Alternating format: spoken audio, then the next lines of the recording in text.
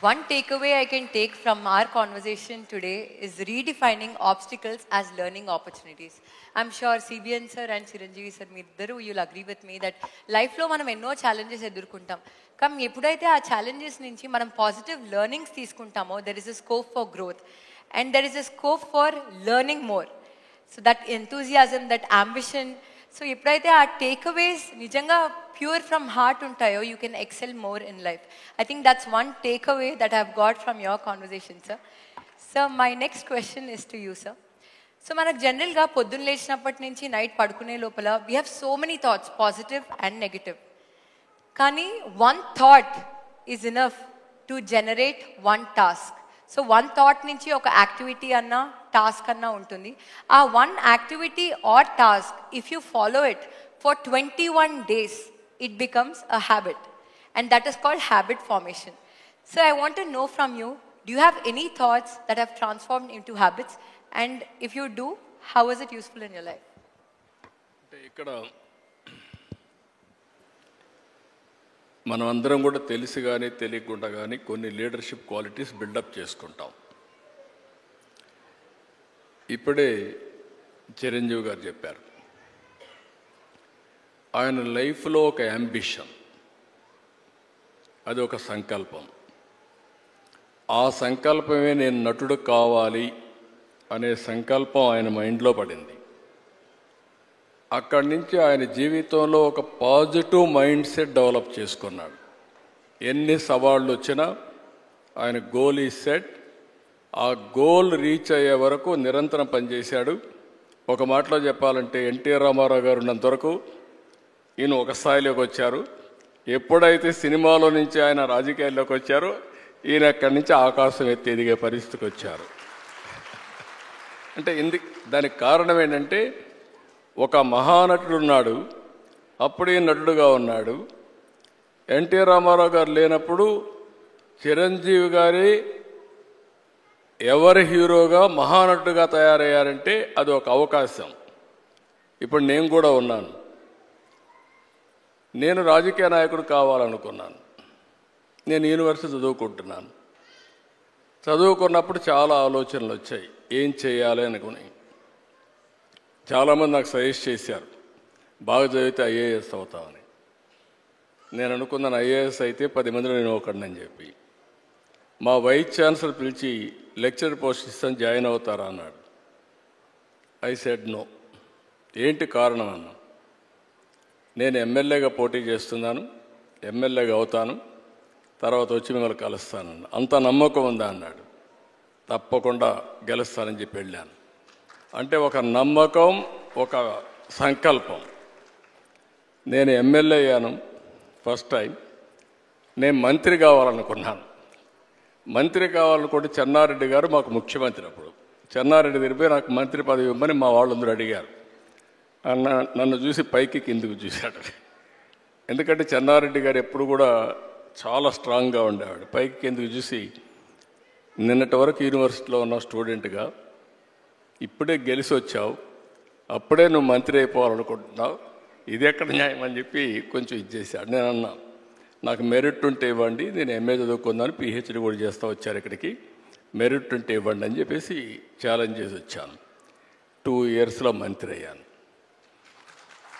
ఎందుకు నేను ఇవన్నీ చెప్తుందంటే, ఒక స్టెప్ మనం వేస్తే ఇంకొక స్టెప్ కలిసి వస్తుంది. ఒక పాజిటివ్ థింకింగ్, ఛాలెంజెస్ తీసుకుంటా ముందుకు పోతే ఇంకోటి కలిసి వస్తుంది. నేను మంత్రి అయ్యాను, సినిమా ఇండస్ట్రీ మంత్రి అయ్యాను. అప్పట్లో అంజయ్ గారికి పెద్ద క్యాబినెట్, మా జంబో క్యాబినెట్, 60 మందో 62 మంది క్యాబినెట్లో ఉన్నాం. అప్పుడు అన్ని పోర్ట్ఫోలియో రాసి నాకు ఒక పోర్ట్ఫోలియో రాశాడు. ఆ portfolio archives, archaeology, cinematography, film industry, libraries. దేనికి కూడా జిల్లాలో ఆఫీసర్లు ఉండరు. నేను ఈ పోర్ట్ఫోలియో లాభం లేదనుకుంటే నేను రాణించేవాడిని కాదు. నేను దాన్ని సవాలుగా తీసుకొని పనిచేస్తూ వచ్చాను. అప్పుడు మా సినిమా వాళ్ళందరూ కూడా వచ్చేవాళ్ళు. అప్పుడు ఎన్టీ రామారావు గారిని కలవాలని మా జయకృష్ణ గారికి చెప్తే ఎన్టీ రామారావు గారు కలిశారు. ఎన్టీ రామారావు గారిని కలిసిన తర్వాత నా మ్యారేజ్ ప్రపోజల్స్ ఆయనే పంపించాడు. అంటే ఒక్కొక్కసారి అందుకే నేను చెప్పాను చిరంజీవి గారికి కానీ మాకు కానీ, చిరంజీవి గారు ఒక సాధారణ కుటుంబంలో వచ్చారు. సినిమా అంటే తెలియదు ఆయనకు అప్పటికి, సినిమాలో ఎవరు లేరు. కానీ సంకల్పం అనేది చాలా, ఈయనకే కాకుండా ఎన్టీఆర్ కూడా అంతే. ఎన్టీఆర్ చిన్నప్పుడు ఆయన జీవితం చూస్తే కష్టపడే పైకి వచ్చాడు. ఒకరోజు ఆయన ఒక స్టోరీ చెప్పాడు నాకు. విజయవాడలో ఉండేవాడు, చదువు కోసం వాళ్ళ గ్రాండ్ మదర్ని తీసుకొచ్చి, చదువు కోసం ఆవిడ వచ్చి ఒక పూరిల్లు, సెంటర్లో ఒక పోలు, ఒక గుడిసేసుకొని ఇక్కడ ఉండేవాళ్ళు. రాత్రి వర్షం వచ్చింది. వర్షం వస్తే గాలి కూడా, ఇక్కడ అప్పుడప్పుడు తుఫాన్లు వస్తాడు, గాలి కూడా కొట్టింది. ఆ ఇల్లు పడిపోతే ఇల్లు లేదు. రాత్రంతా ఆ పోల్ పట్టుకొని కూర్చున్నాడు. మార్నింగ్ వరకు నిలబెట్టుకున్నాడు. అంటే ఒక మనిషి యొక్క దృఢ సంకల్పం ఏ విధంగా పనిచేస్తుందో వారి జీవితమే ఒక ఉదాహరణ. అది ఆయన జీవితంలో జరిగిన నిజమైన సంఘటనలు ఇలాంటివి చూస్తే ఒక సంకల్పంతో ముందుకు పోయారు. అందుకే ఇప్పుడు కాదు, రేపు కాదు, ఎప్పటికైనా సరే చిరంజీవి గారికి ఉండే పేరు చిరంజీవి గారికి ఉంది. పౌరాణిక పిక్చర్లో మళ్ళీ ఎవరన్నా రాణించాలంటే ఎన్టీఆరే పుట్టి మళ్ళా నటిస్తే తప్ప వేరే వాళ్ళకి సాధ్యం కాదు. రాజకీయాల్లో కూడా ఆయన ఉండింది చాలా తక్కువ సమయం, 12 సంవత్సరాలు. ఒక చరిత్ర సృష్టించారు. అంటే ఆ సంకల్పం అనేది అలాంటి సంకల్పం. అందుకని మీరు చెప్పినప్పుడు అందరికి కూడా ఒకటే నేను విజ్ఞప్తి చేస్తున్నా, పాజిటివ్ థింకింగ్ ఈజ్ ఇంపార్టెంట్. ప్రతి ఒక్క వ్యక్తికి ఛాలెంజెస్ రాకుండా ఉండవు, లైఫ్లో క్రైసిస్ రాకుండా ఉండవు. నాకైతే నా జీవితంలో దేశంలో ఏ రాజకీయ నాయకుడు ఫేస్ చేయలేని క్రైసిస్ ఫేస్ చేశా. ప్రతి ఒక్క సంక్షోభాన్ని ఒక అవకాశంగా తీసుకున్నా, అక్కడి నుంచి ఇంకా పైకి లేసి వచ్చాను తప్ప ఎక్కడ ధైర్యపడలేదు. అలాంటి చేయగలిగితే ఆకాశమే హద్దుగా ఎదిగే పరిస్థితి వస్తుంది. ఒక మహాత్మా గాంధీ, ఒక సాధారణ కుటుంబం, ఒక అంబేద్కర్ గారు, ఒక మామూలు కుటుంబం. ఇప్పుడు మనమైనా బెటర్. అంబేద్కర్ గారిని చూస్తే అంటరానితనం, చాలా అవమానాలు అన్ని భరించి కడాన జీవితంలో మీరు చూస్తే ఒక రాజ్యాంగాన్ని రాసి చిరస్థాయిగా భావితరాలకు ఆదర్శంగా ఉండిపోయే పరిస్థితికి వచ్చారంటే అది ఆయన యొక్క మైండ్ సెట్, ఆయన అవలంబించిన విధానం. ఇలాంటి చెప్పుకుంటూ పోతే అబ్దుల్ కలాంను మొన్నే చూసాం. ఒక ఆర్డినరీ పర్సన్, ఒక ఎక్స్ట్రాడినరీ మైండ్ సెట్తో ముందుకు పోయాడు. దేశం మెచ్చే అధ్యక్షుడయ్యే పరిస్థితికి వచ్చాడు. I'm very happy. ఛాలెంజెస్ వస్తూ ఉంటాయి. ఇక్కడ కూడా నారాయణ ఇన్స్టిట్యూట్ చూస్తున్నాను. ఎవ్రీ ఛాలెంజ్ని ఒక ఆపర్చునిటీగా కన్వర్ట్ చేసుకుంటున్నారు. And you are growing further and further. I'm very happy for that. Thank you so much, sir. Your life has always been an inspiration and there's so much to take away. So one last question, sir. Meeru ee roju secretariat lo you have conducted a orientation session for all your officers on AI and machine learning. So మీ దగ్గర చాలా మంది officers పనిచేస్తూ ఉంటారు. So how do you make sure you shift their mindset and what are the measures that you take? Only advantage ఏంటంటే ఇప్పుడు మీ నారాయణ ఇన్స్టిట్యూట్లో మీ faculty members అందరినీ మీరు సెలెక్ట్ చేసుకోగలుగుతారు, కావాలంటే రీప్లేస్ చేయగలుగుతారు.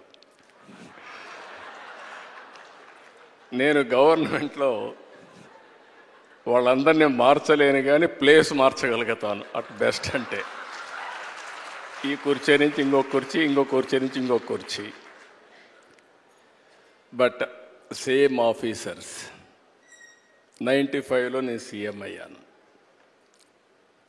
95లో సీఎం అయితే నేను కూడా ఆర్డినరీ కుటుంబంలో వచ్చాను. 6 కిలోమీటర్ల హై స్కూల్కి మీరు అదృష్టవంతులు, మీరు కానీ మీ చెల్లెలు మీ అక్క కానీ అదృష్టవంతులు. ఇంట్లో నారాయణ గారు బాగా మీకు అన్నీ చేయగలిగారు. మా జనరేషన్కి మీ జనరేషన్ నారాయణ గారిని చూస్తే ట్యూషన్ చెప్పుకుంటూ అక్కడి నుంచి నారాయణ ఇన్స్టిట్యూట్ పెట్టాలనే ఆలోచన వచ్చి నారాయణ కోచింగ్ సెంటర్ పెట్టి అక్కడి నుంచి దీన్ని ఒక కార్పొరేట్ స్థాయిలో తీసుకురావాలని ఒక ఆలోచన వచ్చి, అప్పట్లో ఎవరికి ఎలాంటి ఆలోచనలు రాలేదు. విద్య కూడా, ఎడ్యుకేషన్ కూడా ఒక సొసైటీ ద్వారా ఇన్ని రాష్ట్రాల్లో ఇవ్వగలుగుతామని నిరూపించిన వ్యక్తి నారాయణ. అదే ఆయన సంకల్పం. మీరు అన్నట్టు ఆ రోజుల్లో నాకు కూడా ఈ సమస్యలన్నీ ఉన్నాయి మా ఆఫీసర్స్లో. ఆఫీసర్స్కి అయితే అప్పుడు ఐటీ అంటే తెలియని వాళ్ళు మొత్తం. అలాంటి సమయంలో నేను హైటెక్ సిటీ కట్టాలనుకున్నాం. ఆ హైటెక్ సిటీకి బ్రెయిన్ స్టార్మింగ్ అంతా చేసిన తర్వాత ఇదే మరి అందరం కూర్చొని ఆలోచించాం. ఏ విధంగా పెట్టాలంటే డబ్బులు కూడా లేవు, మనం పెట్టలేమంటే పీపీపీ మోడల్లో ఫస్ట్ టైం పబ్లిక్ ప్రైవేట్ పార్ట్నర్షిప్లో ఎల్ఎన్టీ ద్వారా కట్టించాం. ఒక్క పైసా డబ్బులు ఖర్చు పెట్టలేదు, ఆ భూమి మాత్రం ఇచ్చాం. అది అయిన తర్వాత హైదరాబాద్లో ప్రతి ఒక్క కంపెనీ తీసుకొచ్చారు, మేము ఇచ్చింది భూమి మాత్రం ఇచ్చాం. ఈరోజు హైదరాబాద్ దేశంలో హైయెస్ట్ పర్ క్యాపిటల్ ఇన్కమ్ ఉందంటే ఆలోచనలో నాది, అమలు చేసింది అధికార యంత్రాంగం. ఆ రోజు కూడా మా సెక్రటరీలు వచ్చేవారు, నిద్రలేస్తానే వచ్చేవారు, వేరే వేరే ఆలోచనలు తెచ్చేవారు, నేను దానికి ఒక షేప్ ఇచ్చేవాడిని, చేపించాం. ఆ రోజు హైటెక్ సిటీ ఐటీ మాట్లాడాను, మైండ్ షిఫ్ట్ అన్నారు మీరు. దానివల్ల ఐటీ ఒక స్లోగన్ ఇచ్చాను, ప్రతి ఒక్క ఇంటికి ఒక ఐటీ ప్రొఫెషనల్ ఉండాలి అని ఆ రోజు స్లోగన్ ఇచ్చాను. దాంతో చాలామంది పల్లెటూరు నుంచి వచ్చి బాగా చదివించి ఐటీ చదివించారు. అందులో నారాయణ గారిని ఇంకా అన్ని విద్యా సంస్థలను ఆ రోజు నేను ఎంకరేజ్ చేశారంటే నాకు ఒక స్వార్థం ఉండేది. ఐఐటీలో అప్పుడు చాలా అడ్మిషన్స్ వచ్చేటివి కాదు, మనకు 1% కూడా వచ్చేది కాదు. నేను వీళ్ళందరినీ పిలిపించి ఒకటి అడిగాను, మీకు ఏం కావాలని ఇస్తాను, ఆంధ్రప్రదేశ్ ఐఐటీలో నెంబర్ 1గా ఉండాలి, మీరు ఏం చేస్తారో చేయమని చెప్పి కోరాను. అట్ వన్ స్టేజ్ తెలుగు రాష్ట్రాల నుంచి 20% ఐఐటీకి వచ్చేసారు. ఇంకొక స్టేజ్కి పోతే బిట్స్ పిలానీలో 70% 65% తెలుగు వాళ్ళే ఉన్నారు. వాళ్ళకి అర్థం కాలేదు, వీళ్ళేంటి మరుగు వచ్చేసారు, ఎట్లా వస్తున్నారు వీళ్ళని. అది చూసి ఎగ్జామ్స్ ఇవన్నీ మార్కులంతా వీళ్ళు మ్యానిపులేట్ చేస్తున్నారనే ఉద్దేశంతో వాళ్ళు ఓన్ సిస్టమ్ పెడితే అప్పుడు కూడా 60% 70% వచ్చారు. అంటే అలాంటి టెక్నిక్స్ అని నారాయణ ఇలాంటి వాళ్ళందరూ నేర్పించి మన పిల్లలకి బ్రహ్మాండంగా తీర్చిదిద్దారు.